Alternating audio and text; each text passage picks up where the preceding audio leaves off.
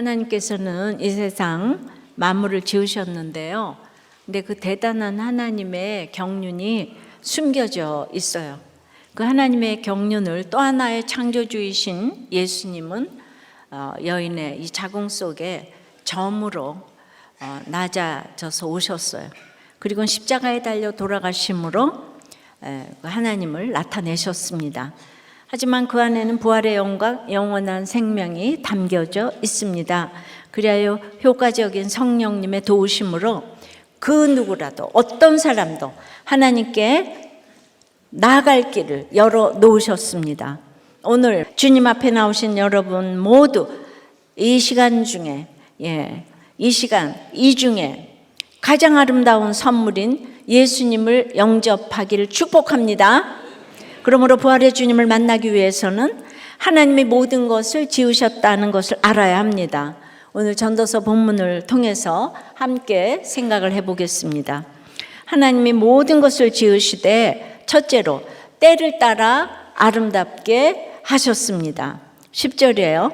하나님 인생들에게 노고를 주사 애쓰게 하신 것을 내가 보았노라. 노고는 힘들고 괴로운 일인데요. 듣기도 힘든 말이죠. 성경에서도 전도서에만 나오는 단어예요. 우리 인생의 일을 악물고 버텨야 하는 일이 얼마나 많아요. 직장과 일터에서, 학교와 학원에서, 오가는 길 위에서, 가정에서 어디나 우리가 애써 버텨야 할 어렵고 고된 일들이 이어집니다. 우리는 여기서 너무너무 탈출하고 싶어요. 그래서 나를 건져줄 수 있을 것 같은 돈과 힘과 사람을 찾아 나섭니다. 그런데 그게 또 노고가 되고 말아요. 이러나 저러나 참 수고스러운 삶이에요. 여기서 벗어날 수가 없습니다. 예수님께서 말씀하신 것처럼 우리는 다 수고하고 무거운 짐을 지고 있습니다. 이 노고가 모든 인간에 대한 하나님의 심판의 결과란 말이에요. 아담 안에서 모든 인간이 하나님께 반역한 죄인이 되었습니다. 우리는 죄를 지어서 죄인인 게 아니고요. 죄인으로 태어나서 죄인이에요. 이에 대한 심판으로 우리의 수고와 고통이 이제 끊어지지 않습니다. 여기서 끝이면 인생이 얼마나 허무합니까? 그런데 우리 인생은 여기서 끝이 아니에요. 전도서를 기록한 전도자 솔로몬은 인생의 노고를 다른 누구도 아닌 하나님이 주셨다고 합니다. 11절이에요. 하나님이 모든 것을 지으시되 때를 따라 아름답게 하셨고, 우리가 생각조차 하기 싫은 노고도 하나님이 주신 것이라면 이 세상에 하나님이 지으시지 않은 게 어디 있겠습니까? 모든 것이 하나님의 작품이죠. 하나님의 작품이니까 망친 게 없어요. 모든 게 아름다워요. 하나님이 때를 따라 아름답게 하셨다고 합니다. 아름다운 때에 아름답게 하셨다고 하지 않으시고요. 어떤 때가 중요하지 않다는 말씀이에요. 아름답다는 말은 딱 들어맞는다라는 건데요. 그러니까 하나님이 지으신 나다운 게 아름다운 거예요. 예술작품은 어디에 두어도 빛이 나잖아요. 그런데 그렇게 예술품이 되기까지 작가는 정성껏 깎고 또 깎습니다. 그래야 어디에나 잘 어울리는 아름다운 작품이 됩니다. 우리 인생이 그래요. 우리 인생의 작가이신 하나님께서 우리 인생을 깎고 또 깎으세요. 삐져나온 부분을 뽑아내고 깨뜨리고 가지치고 다듬고 닦으셔서 아름답게 빛이 나는 걸작으로 만들어내십니다. 그래서 어디에 두어도 딱 들어맞는 아름다운 예술품이 되는 거예요. 1절입니다. 범사에 기한이 있고 천하 만사가 다 때가 있나니, 이거를 예전 한글 개혁으로 읽으면은 천하의 범사가 기한이 있고 모든 목적이 이룰 때가 있나니. 그러니까 때를 안다는 것은 이렇게 모든 것에 목적이 있다는 걸 아는 거예요. 목적을 아는 것이 때를 아는 거예요. 인생의 목적은 행복이 아니고 거룩이죠. 그래서 그 목적은 바로 사명이에요. 2절부터 쭉 읽어볼게요. 다 같이 읽어보십시다. 날 때가 있고 죽을 때가 있으며 심을 때가 있고 심은 것을 뽑을 때가 있으며 죽일 때가 있고 치료할 때가 있으며 헐 때가 있고 세울 때가 있으며 울 때가 있고 웃을 때가 있으며 슬퍼할 때가 있고 춤출 때가 있으며 돌을 던져버릴 때가 있고 돌을 거둘 때가 있으며 안을 때가 있고 안는 일을 멀리할 때가 있으며 찾을 때가 있고 잃을 때가 있으며 지킬 때가 있고 버릴 때가 있으며 찢을 때가 있고 꿰맬 때가 있으며 잠잠할 때가 있고 말할 때가 있으며 사랑할 때가 있고 미워할 때가 있으며 전쟁할 때가 있고 평화할 때가 있느니라. 그러니까 이 모든 때를 지금 아름답게 하셨대요. 우리의 모든 의지를 지금 뛰어넘는 때라는 거예요. 이 저자가 반대되는 우리 인생 속에 긍정, 부정의 14쌍의 28사례를 지금 대조해서 제시하죠. 여러분이 지금 울고 있습니까? 울 때가 되어서 우는 것이에요. 웃을 때가 되어서 웃는 것이고 고난받을 때가 되어서 받는 거예요. 왜죠? 거기에 목적이 있기 때문이에요. 목적을 아는 것이 오늘 현재의 순간을 아는 것이고 내 때를 인정하는 것입니다. 때를 아는 사람은 오늘 내 삶이 이럴 수밖에 없다는 걸 아는 사람이에요. 지금까지의 모든 것이 현재의 일들을 인정하기 위한 연습임을 아는 것이 목적을 이룰 때인 거예요. 공부 잘하고 성공하는 때가 목적을 이룰 때가 아니고요. 오늘 현재의 삶을 인정하는 것이 목적을 이룰 때예요. 천하범사라고 하셨으니 어떤 상황도 목적이 있는 것을 인정해야 합니다. 하나님은 날 때나 사랑할 때만 좋은 때라고 하지 않으세요. 균형 잡힌 시각을 가지고 모든 때를 인정하라는 것입니다. 죽을 때도 인정하고 날 때도 인정하면 사실 낙태도 안 되고 안락사도 안 되는 거죠. 낳든 죽든 현재 나에게 일어나는 일의 목적을 인정해야 합니다. 근데 많은 사람들이 목적과 사명을 모르니까 이 때를 거부해요. 고난의 때를 멀리 해달라고, 물러가게 해달라고 합니다. 근데 오늘 이 때 중에 중요한 주제가 죽음이에요. 즉 사람으로서는 어찌할 수 없는 생명의 시작과 끝을 언급하죠. 식물을 심을 때와 뽑을 때, 사람의 생명을 보존할 때와 취할 때, 건물을 세울 때와 헐 때 모두 출생과 죽음의 개념을 나타낸 거예요. 울 때 슬퍼할 때와 대조되는 웃을 때와 춤출 때도 죽음과 파괴에 대한 사람들의 반응을 지금 이제 의미하는 거예요. 또 8절 마지막으로 사람의 두 가지 기본적인 감정인 사랑과 미움을 그 궁극적 결과인 평화와 전쟁과 대조시켜 언급하는 것은 이제 결론으로 볼 때 이건 죽음이 가장 중요하다는 거예요. 주님을 만나지 못하면 제일 추한 모습이 죽을 때 모습이에요. 마지막까지 살려달라고 애원하는 사람이 죽음의 때를 인정하지 않는 것이죠. 저자인 솔로몬이 지혜자나 우매자나 똑같이 죽고 모든 것이 헛되다고 했습니다. 여러분이 죽을 때는 어떤 모습일 것 같아요? 제가 친정어머니와 남편의 죽음을 겪었는데 저희 어머니는 새벽기도 가서 이 똥내 나는 몸빼바지 입고 변소 청소하고 그리고 나오다가 갑자기 교통사고로 가셨어요. 초라하죠? 또 저희 남편도 아무로 하루 만에 갔지만 정말 믿는 사람들은 참 아름답고 평화스럽게 가더라고요. 전 세례 요한이 목이 잘려 소반에 죽었는데 평화스럽게 갔으리라고 저는 생각합니다. 그 모습 자체를 얘기하는 게 아니에요. 하나님께서 죽일 때가 있고 치료하실 때가 있는데 그 모든 때를 따라 아름답게 하셨다고 했어요. 그러니까 죽는 게 나쁜 게 아니에요. 근데 우리는 이 세속사밖에 모르니까 이 죽음이 무서워서 죽기 싫다고 취해지는 거죠. 어느 할머니가 나는 죽어야 돼 맨날 부르짖었는데 욕창이 생겨서 진통제를 먹어야 하는데 진통제 먹는 것만큼 회복이 좀 안 좋다는 얘기를 하니까 세상에 나중에 보니까 그 많은 진통제를 하나도 안 드시고 이불 밑에 다 숨겨놓았다고 하는 거예요. 지금 이 순간이 가장 하나님의 목적을 이룰 때이고 행복한 때예요. 신앙생활을 하면서 변화가 없는 이유는 과거의 모든 순간이 지금 이 순간을 알게 해주는 연습임을 모르기 때문입니다.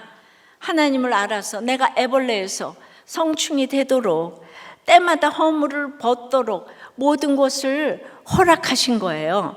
새가 태어나서 작은 병에 넣어서 살피고 보살펴도 자라면 밖으로 내보내야 되잖아요. 근데 새는 자라고 있는데 내보내지도 않고 병도 안 깨진다면 그 얼마나 지옥이겠습니까? 그러니까 우리는 자꾸 깨져서 먼 데로 나가야 돼요. 그래서 이 8절까지의 모든 때는 하나님의 목적을 이룰 때인 거예요. 목적을 이룰 때라는 걸 아는 사람이 지혜로운 사람이고, 로마서 말씀처럼 지혜로운 사람은 세월을 아끼는 사람이에요. 시간을 아끼는 사람이 지혜로운 사람이고, 시간을 아끼는 것은 깨어 있는 거예요. 잠들지 말고 깨어 있어야 돼요. 잠자는 게 뭐예요? 모든 때에서 하나님의 목적을 이뤄드려야 하는데, 내 모든 때에서 그 작은 병에 갇혀서 상처받고 기분 나빠하고 교만하고 쾌락을 좋아하는 것이 내 때를 인정하지 않고 잠자는 것입니다. 적용 질문이에요. 지금 어떤 때를 지나고 계십니까? 지금 내 때가 목적을 이룰 때라는 것이 믿어지십니까? 내 때에 처한 내 자신의 모습은 아름답습니까? 아닙니까? 자, 하나님이 모든 것을 지으시되 때를 따라 아름답게 하셨다고 그래요. 그러면 그 모든 때를 어떻게 아름답게 하셨을까요? 두 번째는 영혼을 사모하는 마음을 주셨습니다. 11절 다시 한번 읽어요. 오늘 9절은 11절에 하나님이 모든 것을 지으시되 때를 따라 아름답게 하셨고, 그리고 또 사람들에게는 영혼을 사모하는 마음을 주셨느니라. 어떻게 영혼을 사모하는 마음을 주셨나요? 우린 오늘 내가 처한 상황에 만족하지 못하죠. 힘들다 못 살겠다가 주제가예요. 도저히 못 살겠는데 오늘도 교회 한 번만 가보자라는 간청에 못 이겨서 오신 분들 계시죠? 너무너무 잘 오셨습니다. 꾸벅.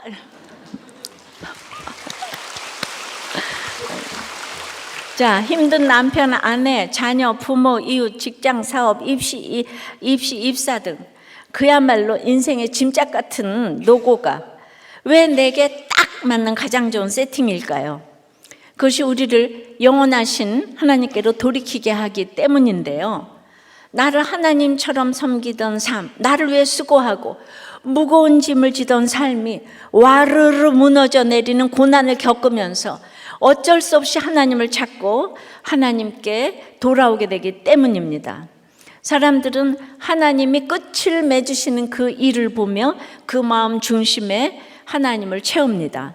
그래서 사람들은 영원하신 하나님과 하나님 나라를 사모하면서 살아가는 거예요. 이 세상은 모든 것을 쏟아부어야 할 곳이 절대 아니에요. 우리에게는 하나님이 아니면 채울 수 없는 빈 공간이 반드시 있어요. 영혼을 사모하면 그 빈 공간에 하나님을 채우고 삶을 훨씬 의미 있게 살 수 있지요. 14절에는 하나님께서 행하시는 모든 것은 영원히 있을 것이라 하셨거든요. 우리는 밑동 잘린 나무인데 하나님만이 영원하니까요. 진정한 영혼의 시간에 눈을 뜬다는 것은 하나님의 관점으로 사랑과 사물을 바라본다는 것이에요. 우리가 보기에는 혼란스럽고 질서가 하나도 없는 것 같은데 이걸 하나님의 질서라고 하고, 그리고 이제 아름답다고까지 하시는 거예요. 왜 그럴까요? 우리는 이 세속사의 시간 안에 있고 하나님은 구속사의 이 세상 시간 밖에 계시기 때문이에요.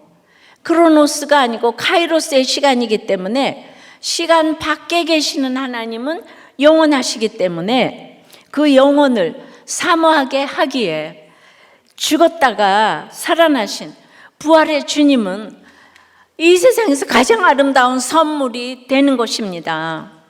우리 예수님은 우리의 구원을 위해 자신을 깎으셨어요. 자기를 비워 우리에게 딱 들어맞게 맞추셨어요. 우리의 모든 노고와 질고의 십자가를 직접 지셨어요. 우리가 당해야 할 형벌과 죽음을 대신 당하셨습니다. 수치와 조롱 속에서 육신이 다 찢기는 고통 가운데 죽기까지 복종하셨어요. 그리고 사흘 만에 이 처참한 죽음으로부터 부활하셨습니다. 죽음이 끝이 아님을 보여주셨어요. 눈에 보이는 이 세상이 다가 아님을 보여주셨습니다. 영원히 있음을 알려주셨어요. 영원히 사는 영생을 증명하셨습니다. 부활하심으로. 영원히 거하는 그때를 사모하는 마음이 영원을 사모하는 마음, 하나님의 품을 이제 사모하는 것이기 때문에 우리에게는 그 때를 주신 것이에요. 여러분, 봄에는 꽃이 피죠. 여름에는 잎이 나요. 가을에는 열매를 맺어요. 겨울에는 잎이 떨어지는 것, 이게 아름다운 거예요. 그런데 봄은 여름이 되고 싶어하고 여름은 겨울이 되고 싶어하는 것, 이게 아름다운 게 아니에요. 그냥 심을 때 뽑을 때가 다 한정된 시간이에요. 한정된 시간 안에 근데 목적을 이루어야 하는 거예요. 그 한정된 시간 안에 기쁨을 이루어야 해요. 항상 인생의 양극단을 볼 수 있는 균형 잡힌 안목을 가져야 합니다. 그것이 나를 위한 시간인 거예요. 영원을 사모해야 이 세상에 때를 목적에 맞게 사명대로 잘 살게 되는 것입니다. 적용 질문이에요. 힘든 상황에서 이 영원을 사모하는 마음이 생기셨나요? 아직도 세상이 너무 부러우세요. 자, 하나님이 모든 것을 지으시되 그래서 때를 따라 아름답게 하셨습니다. 두 번째는 영원을 사모하는 마음을 주셨습니다. 세 번째는 사람으로 측량할 수 없게 하셨습니다.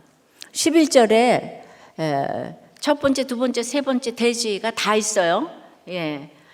오늘도 어렵다 그러시면 안 돼요. 11절 다시 한번 읽어볼게요. 시작. 하나님이 모든 것을 지으시되 때를 따라 아름답게 하셨고 또 사람들에게는 영원을 사모하는 마음을 주셨느니라. 그러나 하나님이 하시는 일의 시종을 사람으로 측량할 수 없게 하셨도다. 사람은 언제 고난이 올지, 언제 하나님께로 돌아가야 할지 알지 못해요. 지금이 찢을 때인지 꿰맬 때인지 몰라요. 돌을 던져버려야 하는지 버려야 하는지 몰라요. 우리 바둑기사들이 돌을 던져야 하는지 버려야 하는지 몰라요. 하나님의 하는 일의 시종을 사람으로 측량할 수 없게 하셨다고 하면서 안을 때만 아니고 않는 일을 멀리할 때도 아름답게 하셨대요. 이게 무슨 뜻이에요? 남편이 나를 멀리해도 아름답게 하셨다고 그래요. 그러니까 이 얘기는 남편이 나를 안 안아줘도 오늘 나는 하나님의 목적을 이루는 것이기 때문에 남편이 안아주지 않아서, 왜 그렇죠? 남편이 안아주지 않아서 하나님을 알게 된 사람들이 한둘이 아니기 때문이에요. 근데 안아줘서 영혼을 모르는 사람이 훨씬 많아요. 안아줘서 영혼을 몰라. 그래서 교회 나와도 항상 말씀이 안 들리는 거예요. 아버지가 딸을 너무 이뻐해서 안아주다가 사위에게 넘겨야 할 때도 오는 거예요. 안지 못할 때가 오는 거예요. 그때마다 다 아름다운 것이지 내가 영원히 그럴 수는 없는 거거든요. 솔로몬을 봐도 그 허무의 밑바닥에는 가장 허무의 밑바닥이 그 자식이 아닌가. 1000명의 여자가 있어도 글쎄 아들은 하나인 거예요. 그러니까 솔로몬에게 르호보암이 없었다면 어떻게 허무함을 알았겠습니까? 그러니 허무를 더욱 알게 해주려고 속을 썩이는 자식이 얼마나 축복입니까? 하나님께서 사랑하시는 택자는 어떻게든 허무함을 알게 해주셔요. 사마리아 여인도 남편이 5이 있어도 지금 있는 남편도 네 남편이 아니니까 이 허무함을 아니까 하나님 앞에 나왔는데 빌라도나 이 부자 청년은 허무함을 몰랐기 때문에 교양 있게 떠났어요. 솔로몬은 전도서를 쓰면서 헛되고 헛되며 헛되고 헛되니 해 아래서 수고하는 모든 것이 자기에게 무엇이 유익한 거라고 했죠. 그런데 하나님이 하시는 일의 시종을 측량치 못하게 하신 거예요. 언제 죽을지 날지를 모르게 하심으로 훈련을 하시는 거예요. 기약이 없이 자식이 속을 새기니까, 남편이 안 돌아오니까, 사업이 안 되니까, 기약이 없으니까. 근데 그 때를 알려고 기도받으러 다니고 그러면 안 돼요. 때를 모르는 것이 하나님이 훈련하시는 가장 좋은 방법이라고요. 제 인생의 모든 때마다 힘들었지만은 영혼을 사모하게 하시니 시간 안에서 맨날 힘들다고 했던 제가 시간 밖의 세계를 알게 되니까, 와, 요렇게 오르고 있다가 무한대의 구원의 때로 이렇게 나가게 되니까 지나간 일까지 해석이 되어서 내 현재의 이유를 조금이나마 늘 알게 하셨어요. 그것이 자양분이 되어서 조금 더 큰 데로 나가게 돼야 되니까 좀 더 강한 어려움의 때를 만나게 하셨습니다. 그 중에도 시종을 측량할 수 없게 하신 이 남편의 죽음은 도저히 이 세상의 시간 안에서는 기뻐할 수 없는 하루 만에 데려가신 죽음이었죠. 근데 어떻게 아름답게 하셨을까요? 죽음은 사단이 가장 무서워하는 것이죠. 고린도전서 15장 55절부터 사망아, 너의 승리가 어디냐? 내가 쏘는 것이 어디 있느냐? 사망이 쏘는 것은 죄요. 죄의 권능은 율법이라. 우리 주 예수 그리스도로 말미암아 우리에게 승리를 주시는 하나님께 감사하노니, 그러므로 내 사랑하는 형제들아 견실하며 흔들리지 말고 항상 주의 일에 더욱 힘쓰는 자들이 되라. 이는 너희 수고가 주 안에서 헛되지 않은 줄 알미라. 우리가 이렇게 모두 사망이 쏜다 그래요. 그 사망이 쏘는 건 죄래요. 그리고 죄의 권능이 율법이에요. 율법으로 쏘고 네가 이래서 죽었어, 저래서 죽었어. 이 모두가 무서워하는 죽음을 통해, 이 또 남편의 죽음을 통해 부활의 주님을 보이라고, 그때를 아름답게 한 것은 그 죽음에 사명이 있고, 이것이 목적을 이루는 것이라고. 그러니까 그 사명에 따라 아름답게 하셨는데, 뭐니 해도 이 세상에 가장 아름다운 때는 구원의 때인 거예요. 정말 하나님의 은혜가 아니고는. 그래서 설명할 길이 없는 이 남편의 구원 얘기를 이제 하고자 합니다. 이제 얼마나 힘들게 했는지는 제 책을 보고 좀 읽으시고, 그렇게 나를 너무너무 힘들게 했던 남편이 아침에 밥 한 그릇 뚝딱 하고 출근을 했는데 갑자기 쓰러지는 이상한 일이 일어났어요. 간암말기로 간동맥이 파열되었다는 것이에요. 근데 저는 늘 구원을 위해 생명을 내놓고 기도했기 때문에 듣자마자 당신 회개하고 천국 가지 않으면 애들 데리고 살 자신이 없다. 그렇게 제가 얘기를 했더니 이 남편이 그냥 첫 마디가 왜 울고 그러냐. 이제 봤더니 예수 헛믿었네. 이게 첫 마디였어요. 그 다음부터 정말 이상한 일이 계속 일어나기 시작했습니다. 저를 학대하다시피 했던 남편은 그렇게 부모님밖에 모르고 아이들밖에 모르더니 아주 일절 부모님, 아이들 얘기 한마디도 안 하고, 근데 그때부터 제 걱정만 하는 것이 아니겠습니까? 저에게 아무것도 안 맡기던 남편은 막 이것저것 알려주며 유언을 하기 시작했어요. 친척 중에는 철이 없고 경솔해도 분수가 있지 왜 병명을 얘기해서 사회소망을 끊느냐고 하시는 분도 있었어요. 여러분, 구원은 액세서리가 아니에요. 근데 자신은 산소호흡기 달고 있으면서 그 중환자실에서, 제가 중환자실에서 한 발짝도 움직이지 않았어요. 구원이 안 됐기 때문에. 근데 의사가 오니까 집사람이 몸이 약하니까 내보내달라고 하더라고요. 그리고 이제 제가 안 나가고 있으니까 제가 회개하라 그랬잖아요. 그랬더니 숨을 헐떡이면서 그냥 용서해 주세요 그러더라고요. 근데 전 성령께서 함께 하는 회개를 해보았기 때문에 와서 닿질 않는 거예요. 입으로만. 사실 그것만 해도 이거 대단한 거죠. 우리 눈만 깜빡해도 구원으로 우리는 치죠. 그러니까 그렇게 말을 했다는 게 어디예요? 그래도 저는 뭐가 와서 이렇게 이제 닿질 않았어요. 밤중 12시부터 지금 야곱이 야복 나루터에서 하나님 천사하고 씨름하듯이 영과 육의 얘기를 우리가 서로 주고받고 있는 거예요. 그래도 제가 또 있으니까 그 다음에는 우리 집사람이 다리가 아프대요. 의자를 갖다 주래요. 이렇게 계속 제 걱정을 하는 거예요. 그리고 이제 7시쯤 목사님이 오셨을 때 이제 목사님 살려달라고 기적을 베풀어 달라고 하지 않으시고 오늘 밤 천국문 앞에 쓰셨다면 거기 어떻게 들어가시겠습니까? 물었어요.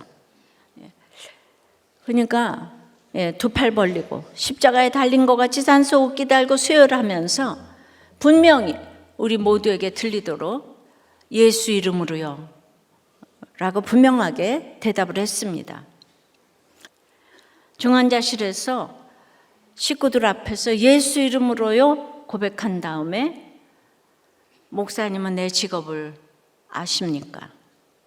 제가 믿음이 없어서 교회를 안 나간 게 아니라 죄를 많이 지어서 못 갔다고 하면서 우리나라가 가족계획 지정병원, 산부인과는 다 가족계획 지정병원이에요. 낙태를 나라에서 권장했잖아요. 악의 평범성이었죠. 이 산부인과 의사로서 낙태의 죄를 고백하면서 회개를 했어요. 회복시켜 주셔도 감사하고 회복시켜 주시지 않아도 할 말이 없는 인생이라고 했습니다.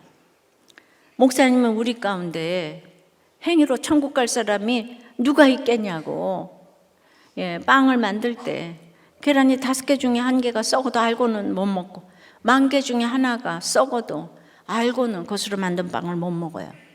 나를 위해 죽어주신 예수님을 믿기만 하면 천국에 가는 것입니다. 이 주님을 내 인생의 구세주로 영접하시겠습니까? 이 남편은 담임 목사님도 아니고 그때는 남편보다 나이가 어린 처음 보는 부목사님이 오셨는데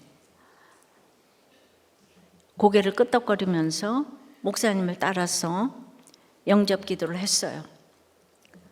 주 예수님, 저는 죄인입니다. 이 세상이 인생의 주인이었어요. 이제는 나를 위해 죽어주신 예수님을 내 인생의 주인으로 영접합니다. 연약한 인생입니다. 나를 받아 주시옵소서 하고 고백을 했습니다. 식구들에게 돌아가면서 회개 고백을 했어요. 저에게 용서하라고 하고 우리 친정아버지한테는 아들 없는 집에 와서 아들 노릇 못했다고. 그리고 이제 목사님이 이제 가신 후에 저한테 이 얘기를 하더라고요. 오늘 이 회개의 그 고백을 저에게 하고 싶었다 그러더라고요. 그런데 순서가 있잖아 이러는 거예요. 마지막까지도 이 사람이 이렇게 율법적이에요. 순서가 있잖아. 그는 구원도 받고 식구들에게 돌아가며 회개하며 유언도 다 하고 싶은 영육간의 완전한 구원이 일어나고 그 다음에는 이게 구원을 받았기 때문에 그게 염려가 별로 안 되는 것 같은 그 모습을 소풍 가는 듯한 그 태도를 제가 봤어요. 자기는 이제 오래 살지 않는다고.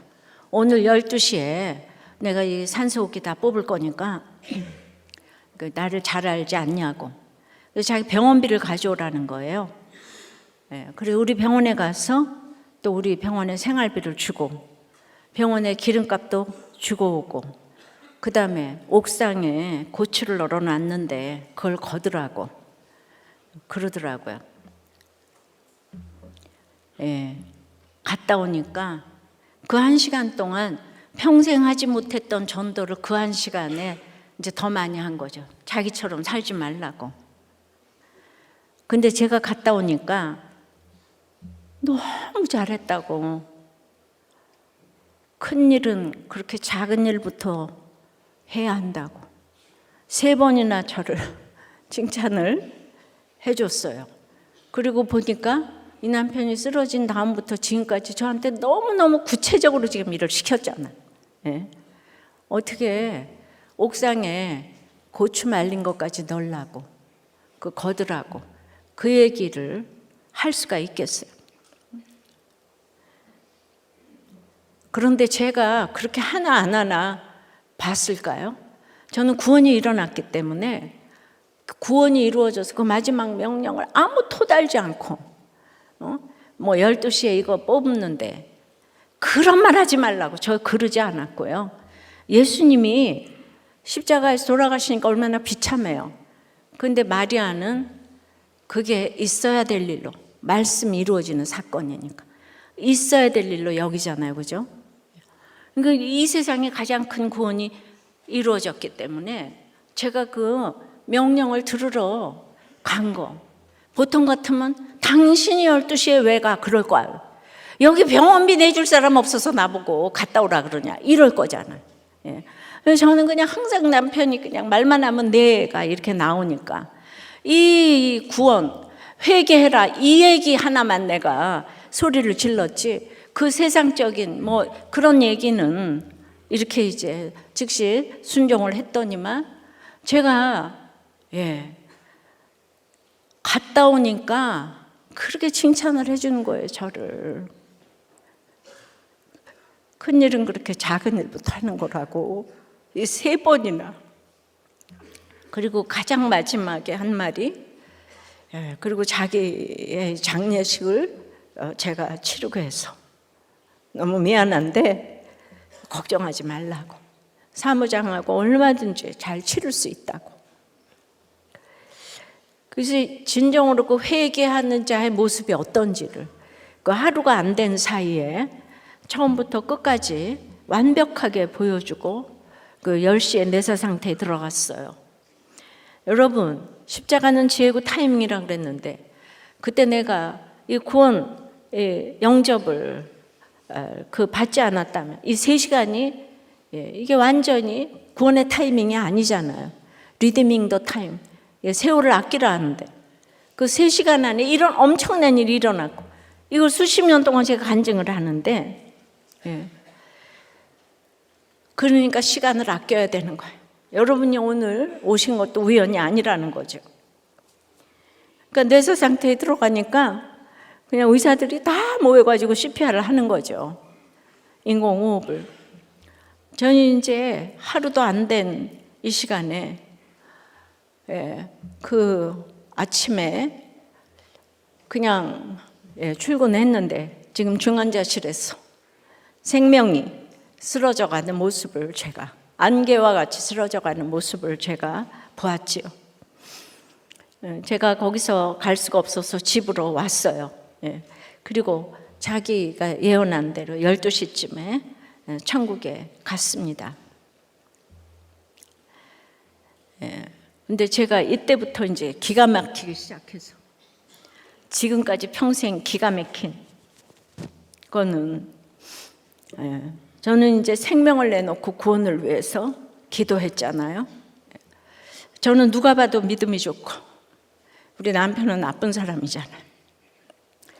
근데 죽을 때는 진심이 나타나는 거 아니겠어요? 그런데 사형 선고 받은 직후부터 그냥 제 걱정만 하다가 갔다는 거잖아요, 지금.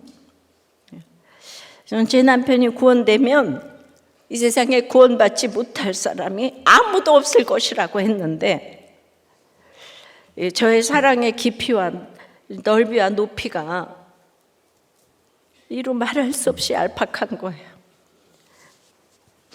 저는 제가 사형 언도를 받았으면 그러지 못했을 것 같다는 생각이 드는 거예요.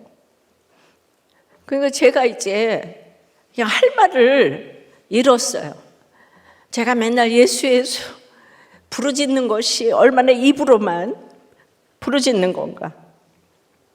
그때부터 저는 회개를 시작해서 저는 생명을 내놨는데 남편을 데려가고 날 살려뒀으니까 이제 오늘이 마지막처럼 이 사명의 길을 가지 않을 수 없게 한 그 놀라운 회개의 이 고백이. 그러니까 제가 우리들 교회 어떤 분이 와도 정죄할 수가 없는 거예요. 예. 이거 남편에 대해서 가졌던 이런 생각. 예. 그러니까 이제 저는 이제 할 말이 없는 거예요. 누가 와도 저 사람은 안 돼. 저 사람은 안 돼. 이럴 사람 이 세상에 없다고. 그걸 보여주고 간 거죠. 완벽한 회개는 이렇게 사명의 길을 가게 하는 거예요. 우리가 이렇게 완벽하게 집에서도 회개를 하는 모습을 보인다면 자녀들이 사명의 길을 가지 않을 수가 없을 것 같아요. 예. 이렇게 38년을 한결같이 올 수 있었던 것은 그러므로 제가 대단해서가 아니라 이런 부끄러운 회개가 있었기 때문이고요.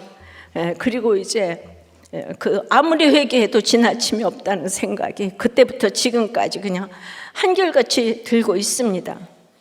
지나가 보니 나를 힘들게 한 모든 때를 이렇게 아름답게 하셨는데요. 예, 제가 이걸 다 모르고 그때 가정을 이렇게 뛰쳐나갔다면 눈에 보이는 이 세상의 시간 안에서 그 힘든 것 때문에 가정을 뛰쳐나갔다면 지금의 우리들 교회도 없고 큐티인도 없지요. 지나간 모든 때 불행하다고 생각한 모든 때를, 그런데 제가 영혼을 사모해서 말씀으로 해석했기 때문에 아름답게 하셨죠. 남편의 영접은 죽음을 가장 아름답게 한 이 사건이었어요. 저야말로 노고로 힘든 인생을 수고해서 이렇게 남편이 가고 이렇게 살 사람이 아니죠. 얼마든지 여자로서 전문인으로서 전 살아갈 수 있었어요.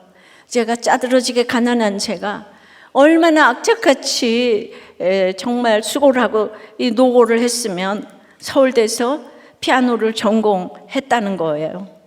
이건 그냥 나는 그냥 얼마나 악착같이 살았겠어요. 게다가 서울예고에서 피아노 강사를 할 수 있었던 것은 이거는 과부로서는 최고의 노후보장 아니었겠어요? 제가 이제 30대에 그렇게 남편이 갔는데, 그러나 세상에게 그것과 이 주 안에서 이 사명을 비교케 하시려는 하나님의 뜻이 있었다고 생각이 되는 거예요.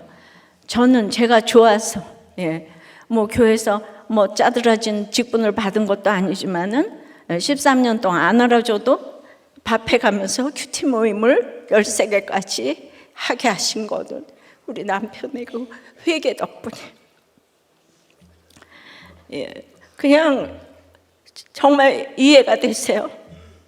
우리 남편 이상한 사람. 그렇게 생각했는데 어떻게 그런 회개를 할 수가 있냐고요. 하나님이 하신 거죠. 우리 모두 절대체 고난이 있죠. 여러분이 보기에는 제 고난이 시덥잖아 배도 제 고난의 양이 그 영혼을 사모하게 하셨기 때문에 행복에서 거룩으로 방향이 바뀌었고, 여러분들이 어떤 고난에서도 이 사명을 찾으면 가장 아름다운 것이 될 줄 믿습니다.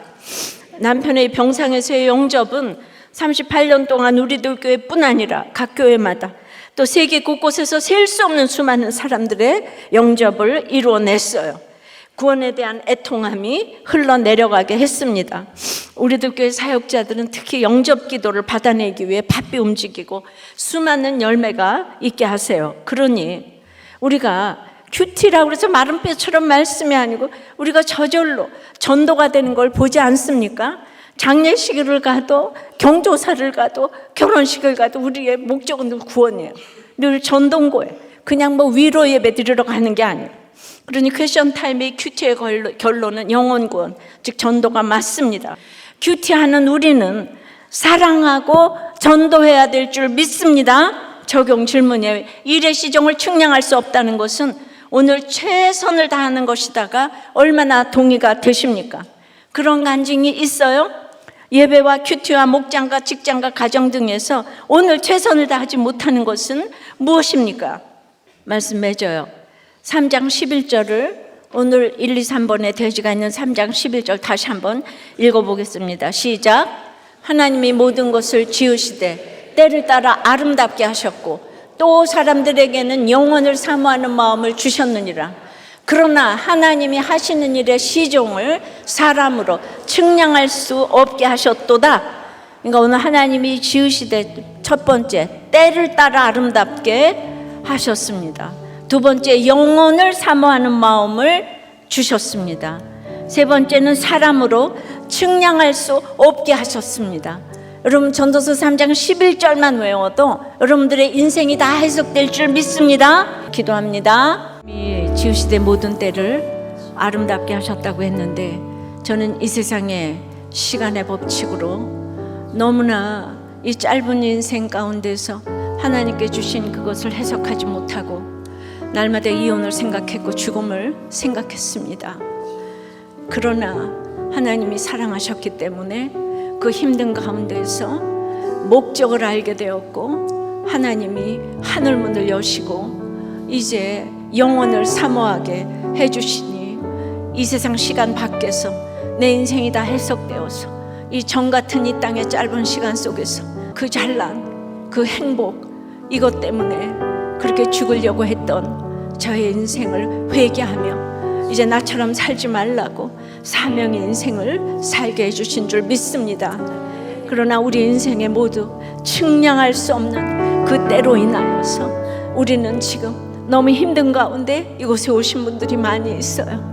여러분들이 힘든 거 다 알아요. 그러나 측량할 수 없는 하나님 일의 시종을 측량할 수 없기 때문에 우리 오늘 해야지 될 일은 사람을 의지하고 정말 불평하는 것이 아니라 오늘 최선을 다하여서 하나님과 교제하고 예배하고 규태하고 목장 가며 직장과 정말 회사와 모든 삶에서 최선을 다해서 사는 이것이 아버지 하나님께서 지으신 인생의 사명을 불어놓아서 생명이 춤추게 되오니 모든 때가 아름답게 되는 줄을 믿습니다. 이런 사명의 생명의 사명의 인생을 살 수 있도록 주여 역사하여 주시옵소서.